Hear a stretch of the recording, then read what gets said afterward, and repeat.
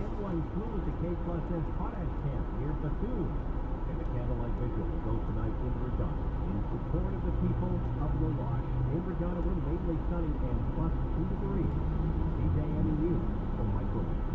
Pretty hard not to like the weather right now, isn't it? You need those sunglasses on the way home with the reflection off the wet street. Sunny, bright, warm-esque, although the wind is kind of taking some of the fun out.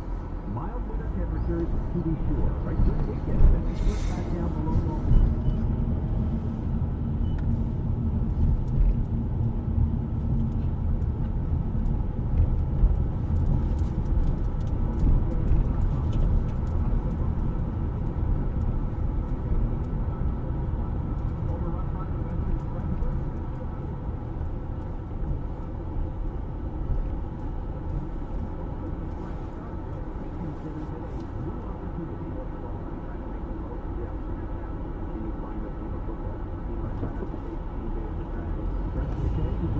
Meeting the people of Winnipeg and the fan base and getting to know the other side of the rivalry.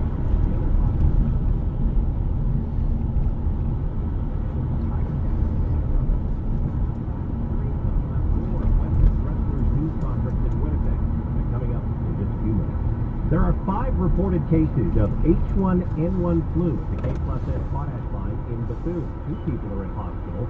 One of them has a confirmed case. Dr. Maurice Hennick is with the Regina Capel Health Region. It's one of the 3 most common that do circulate at times. H1N1. Colin Brathwaite is in charge of health and safety at K+S. Frequent hand washing, ensuring that if they are sick, they're staying at home. We are going to be providing tomorrow a second vaccination clinic. He says they are setting up a quarantine area at the mine camp as well. Saskatchewan's forensic pathologist has been testifying at the Goforth trial today. Dr. Sean Latham performed the autopsy and concluded she had tape wrapped around her wrists and her ankle. He found tape residue that had to have been there for a week or 2. Kevin and Tammy Goforth are charged with murdering a 4-year-old and injuring a 2-year-old in their care. The defense will start its case tomorrow as the Crown wrapped up its side today. 3 of the 7 victims of the La Loche school shooting are now out of hospital. That still leaves 4 more recovering in Saskatoon. Police say the investigation is winding down with officers from major crimes leaving town. There are now discussions about adding a layer of protection at the high school, according to Donna Johnson with the Ministry of Education. The school division is prepared to add security to the school by placing someone inside who will build relationships with staff and students to add a sense of security to the high school. She says that could be an RCMP officer or a school resource officer. It just depends on what the community would like to do. It may take a while before we know the biggest question in the shooting rampage: why the 17-year-old did it. Some believe a lack of mental health resources in that community may be partly to blame. Jeff Watson specializes in psychiatry and behavioral sciences at Duke University in the U.S. He says mental health can never be the sole focus. Actually, the vast majority of people with mental illnesses are never violent, and it's much more complicated than that to try to explain violent behavior. The accused shooter will be back in court next month. The father of another school shooting victim in Canada says forgiveness is the key to healing for the community of La Loche. Dale Lang's son Jason was shot and killed at school by another team 17 years ago in Taber, Alberta. Lang says without forgiveness, you can't heal from past trauma. If you get stuck in that place of bitterness and anger, it doesn't do anything to the person who you're angry at. It just keeps damaging you and your family. He says it's also important the accused teen shooter gets the help he needs. First Nation schools across the province will be lowering their flags to stand with La Loche. They'll be at half-mast, with students holding a moment of silence Friday morning at 9. The FSIN inviting all schools across the country to join them. And there will be a candlelight vigil in Regina tonight for the people in La Loche. You're asked to bring a candle and meet at the Royal Saskatchewan Museum at 6:15. A woman in Moose Jaw is speaking out over what she believes is a lack of cleanliness and privacy at the city's new hospital. We had dirty laundry, used syringes, medical waste under the bed. Finally, on day 10, someone came in and actually cleaned the room. Cheryl Pakula says if she could overhear private conversations in the ER. The Five Hills Health Region says it's working on solutions to these issues.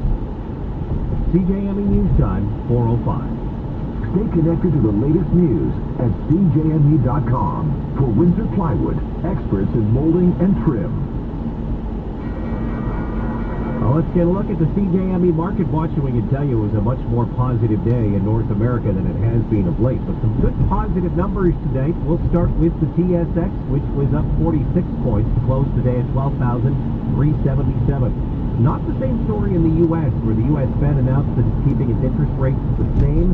The Dow plummeted 223 points to 15,944. Our dollar up 13,100 to 70.96 cents U.S. And oil up 72 cents at 32.17 U.S. a barrel.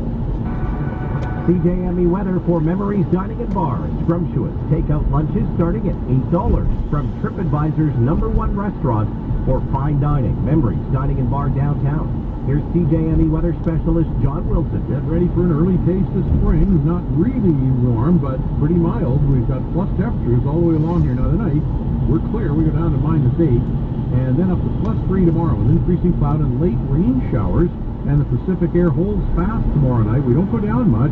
Friday +3, mostly cloudy, chance of rain showers and windy. I'm John Wilson from the CJME Weather Center. Right now 3 in Saskatoon, 4 in Swift Current, 3 in Weyburn, 3 in Estevan, 3 in Yorkton. Moose Jaw sunny and 5 degrees. Regina sunshine. Northwest wind gusting to 55 and 2 degrees. CJME News Time 4:06. I'm Andrew Dawson. Our next news at 4:30, or get news anytime at cjme.com. Regina, let's talk sports. Your perspective, your opinion, your take on the team and the big game. This is the Green Zone on News Talk 980 CJME, home of the fan.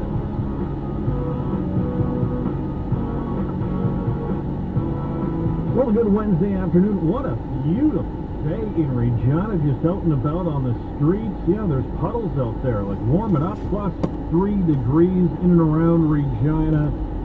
A glorious Wednesday afternoon. Jamie and I with you, also Woodsy on the line. A lot to come on a busy day.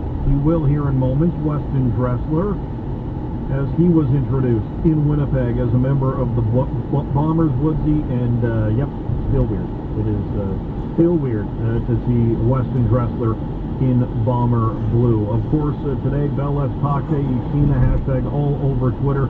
We're going to talk to Brett Parker, former general manager of the Regina Pats.